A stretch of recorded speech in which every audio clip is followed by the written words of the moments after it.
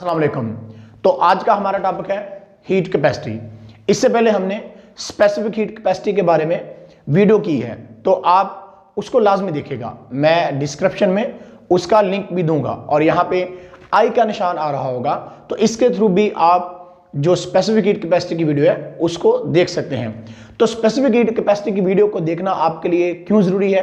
तो क्योंकि वहां पे हमने बताया था कि specific heat capacity of a substance is the amount of heat required to raise the temperature of 1 kg mass of substance through 1 Kelvin। यानी 1 किलोग्राम मैस का टेम्परेचर जो है वो 1 केल्विन रेज होगा, और उसको हम क्या देंगे जब उसके लिए क्वांटिटी ऑफ हीट जो है यानी उसकी अमाउंट जो हम देते थे उसको हमने बोला था specific heat capacity of that substance. यानी जैसे कि 1 किलोग्राम अगर हमारे पास मैस है और उसको हमने हीट दी, अब उसके टेम्परेचर में जब 1 केल्विन का इजाफा होगा तो हम बोलेंगे ये इस ऑब्जेक्ट की स्पेसिफिक हीट कैपेसिटी है। जैसा कि हमने वहां पे बताया था कि वाटर की स्पेसिफिक हीट कैपेसिटी जो है वो 4200 जॉल पर केजी पर केल्विन होती है।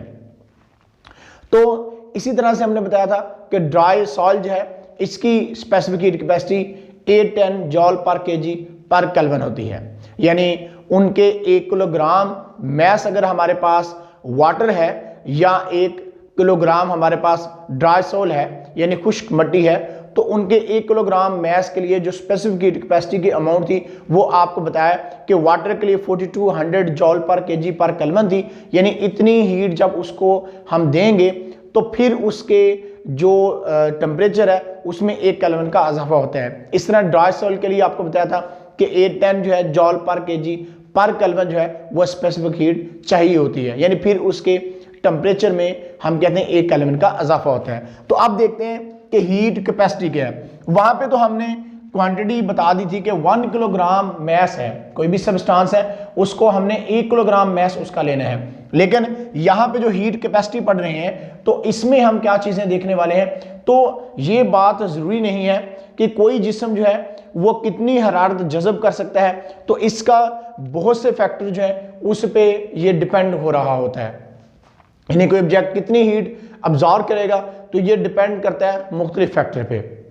तो अब जरूरी नहीं है ये बात कि हम 1 किलोग्राम मैस ही लें, अब मैस तो ज्यादा भी हो सकता है। यानी अगर एक हमने बर्तन लिया है और उसके अंदर हमने 1 किलोग्राम वाटर डाल दिया है, वैसे तो वाटर लीटर में होता है लेकिन हम उसको केजी में लेके जा सकते हैं, तो 1 किलोग्राम वाटर है और दूसरा मेरे पास जो बर्तन है उसमें मैंने डाला हुआ है 5 किलोग्राम।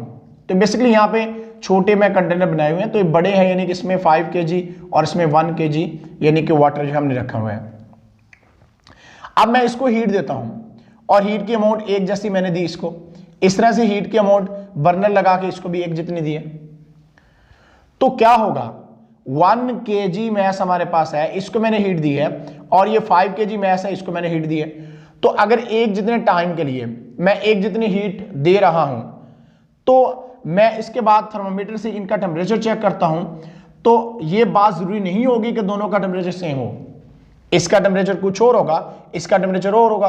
क्यों? क्योंकि इसका मैस थोड़ा है, ये पानी क्या करेगा, जल्दी हीट अप हो जाएगा, जल्दी गर्म हो जाएगा, इसका टेम्परेचर जल्दी इंक्रीज करेगा।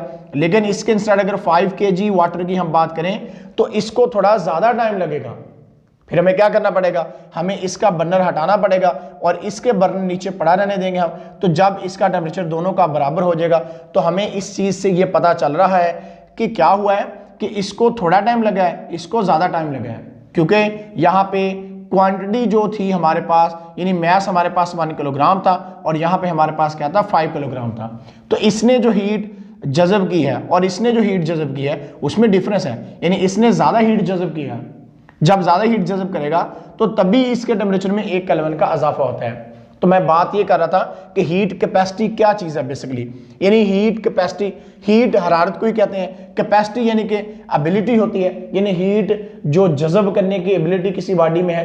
तो अब 1 केजी है या ज्यादा है, तो बेसिकली हीट, इससे पहले जो हमने स्पेसिफिक हीट कैपेसिटी बढ़ी थी वो एक स्पेसिफिक क्वांटिटी थी, यानी 1 किलोग्राम मैस ही हमने लिया था, तो यहाँ पे 1 किलोग्राम मैस नहीं है, उससे ज्यादा मैस भी अगर हम लेते हैं तो हम देखेंगे कि तब उसकी स्पेसिफिक हीट कैपेसिटी क्या आती है, और इसकी मैथमेटिकली डेरिवेशन करके हम इसको निकालने का फार्मूला भी आपको बताते हैं। तो सबसे पहले हीट कैपेसिटी को हम डिफाइन करते हैं। Quantity of thermal energy absorbed by a body for 1 Kelvin increase in its temperature।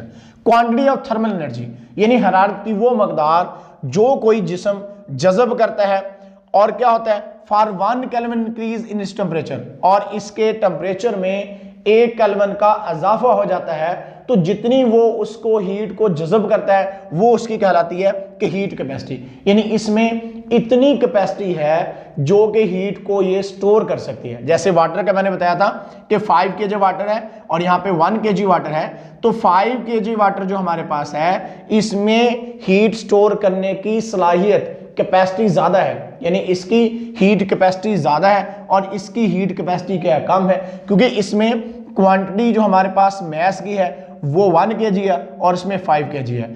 तो कहने का मतलब यह है quantity of thermal energy absorb by a body for 1 kelvin increase in its temperature, यानी क्वांटिटी ऑफ थर्मल एनर्जी हरारत की वो मकदार जो ऑब्जेक्ट जज़ब करता है, अब्सॉर्ब करता है और उसके टेम्परेचर में 1 केल्विन का इजाफा होता है, तो जो जितनी हीट जो अब्सॉर्ब करता है उसको क्या बोलते हैं कि ये इसकी हीट कैपेसिटी है।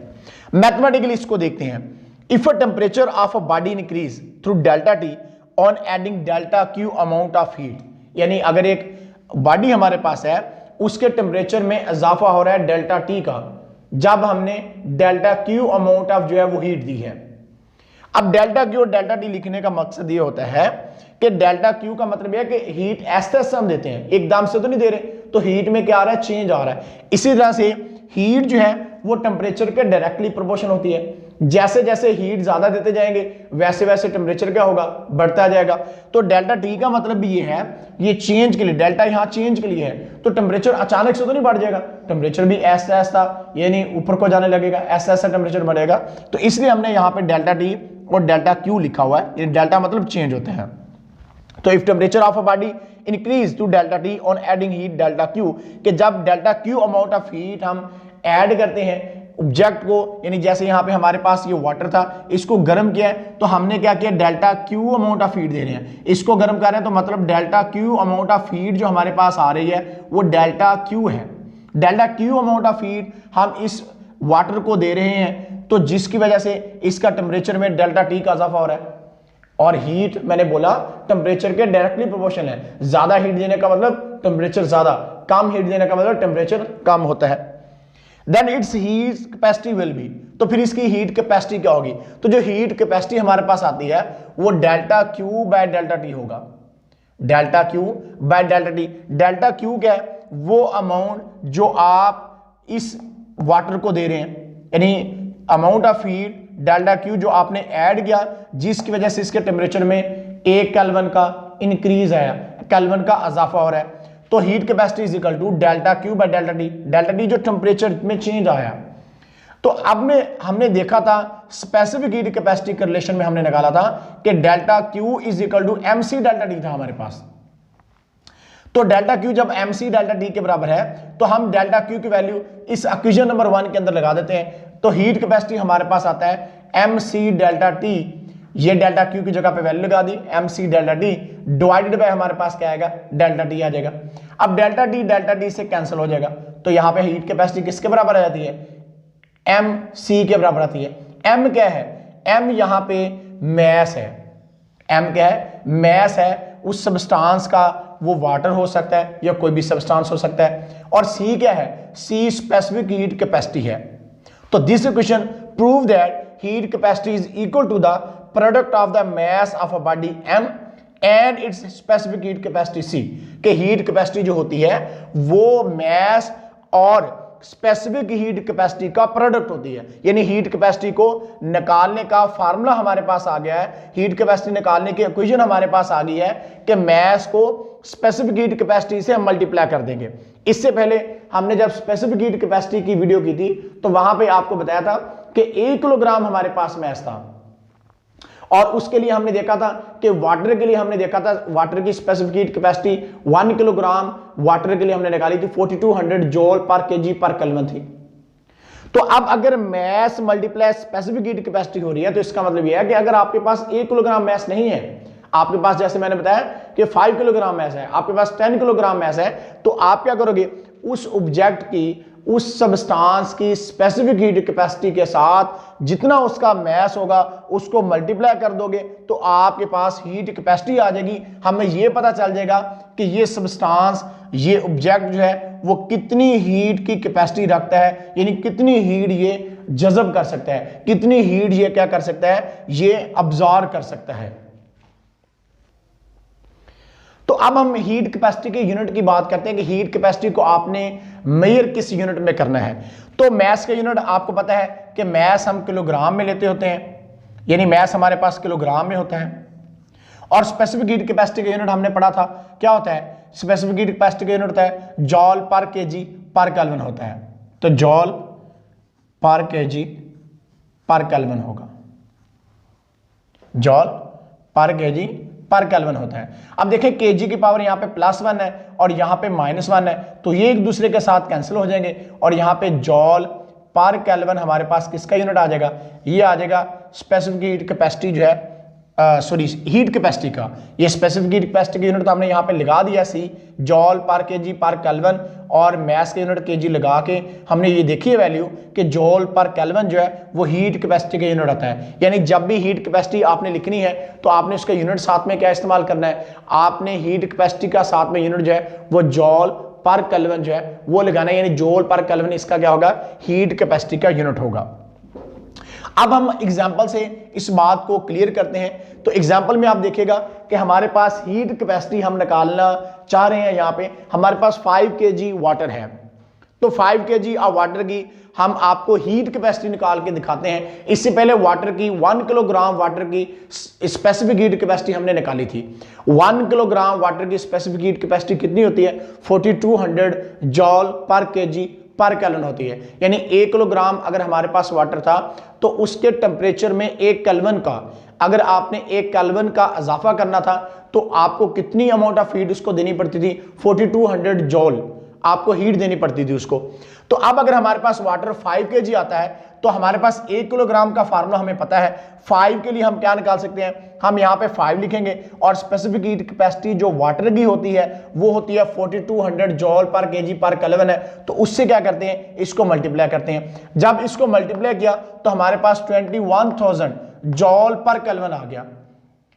That is 5 kg of water need 21,000 joule of heat for every 1 Kelvin rise in temperature।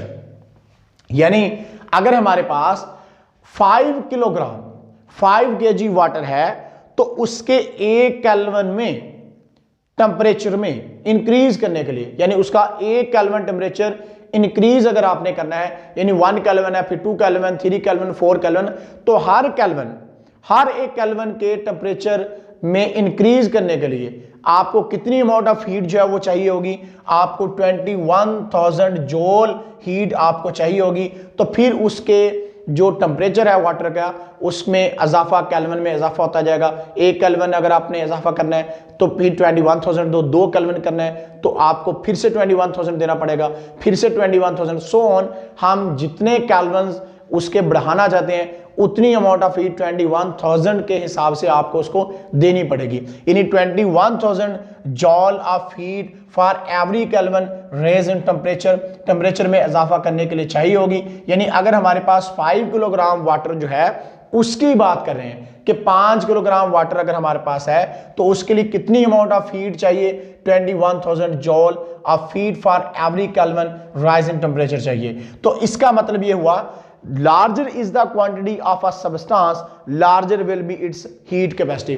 अगर किसी ऑब्जेक्ट की जो अमाउंट है, क्वांटिटी ऑफ सब्सटेंस है वो लार्ज होती है तो इसका मतलब उसकी हीट कैपेसिटी भी क्या होती जाएगी, लार्ज होती जाएगी। यानी अगर हमारे पास 1 किलोग्राम वाटर है तो वो 42 100 जूल एनर्जी उसको चाहिए थी, लेकिन अगर आपने 5 kg वाटर कर दिया तो उसके लिए आपको 21,000 जूल ऑफ हीट चाहिए थी for every kelvin rise in temperature के लिए। तो इसका मतलब जितनी अमाउंट ऑफ सब्सटेंस बढ़ती जाती है इतनी उसके अंदर एनर्जी स्टोर करने की सलाहियत जो है वो बढ़ती जाती है, यानी उसकी हीट कैपेसिटी जो है वो बढ़ती जाती है। अगर 5 kg है, 10 kg वाटर है या 20 kg वाटर है तो वो और ज़्यादा हीट कैपेसिटी उसकी बढ़ेगी कि वो और ज़्यादा हीट को जब वो स्टोर कर सकता है। तो हीट कैपेसिटी का टॉपिक हमने आपको बताया।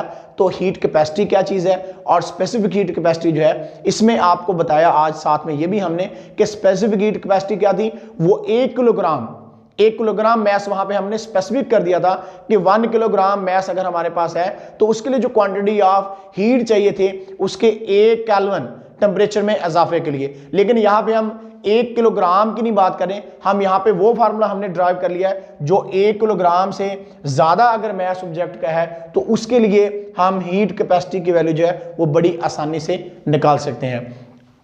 तो इस तरह से हीट कैपेसिटी का टॉपिक जो है वो आई थिंक आपको क्लियर हो गया होगा कि हीट कैपेसिटी जो है वो बेसिकली सब्सटेंस की क्या होती है। तो आज के लिए इतने ही, फिर मिलेंगे इंशाल्लाह, तब तक अल्लाह हाफिज़।